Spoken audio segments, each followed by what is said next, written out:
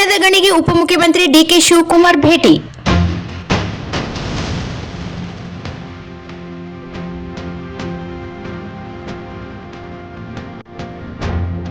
ಉಪಮುಖ್ಯಮಂತ್ರಿ ಡಿಕೆ ಶಿವಕುಮಾರ್ ಅವರು ಜಿಲ್ಲೆಯ ಲಿಂಗಸೂಗೂರು ತಾಲೂಕಿನ ಹಟ್ಟಿ ಚಿನ್ನದ ಗಣಿ ಭಾನುವಾರ ಭೇಟಿ ನೀಡಿ ಪರಿಶೀಲನೆ ನಡೆಸಿದರು. ವಿಧಾನ ಪರಿಷತ್ ಸದಸ್ಯ ಶರಣಗೌಡ ಪಾಟೀಲ್ ಬಯ್ಯಾಪುರ್ ಅವರ ಪುತ್ರನ ವಿವಾಹ ಕಾರ್ಯಕ್ರಮದ ನಿಮಿತ್ತ ಲಿಂಗಸೂಗೂರು ತಾಲೂಕಿಗೆ ಆಗಮಿಸಿದ ಅವರು ಈ ಸಂದರ್ಭದಲ್ಲಿ ಹಟ್ಟಿ ಚಿನ್ನದ ಗಣಿ ಕಂಪನಿಗೆ ಭೇಟಿ ನೀಡಿದರು. ಅವರು ಕಾರ್ಮಿಕರೊಂದಿಗೆ ಕೆಲ ಕಾಲ ಸಮಾಲೋಚನೆ ನಡೆಸಿದ್ದು, ಕಾರ್ಮಿಕ ಮುಖಂಡರು ಗಣಿಗೆ ಸಂಬಂಧಿಸಿದ ಕೆಲ ಸಮಸ್ಯೆಗಳ ಬಗ್ಗೆ ಗಮನ ಸೆಳೆದಿದ್ದಾರೆ ಎನ್ನಲಾಗಿದೆ.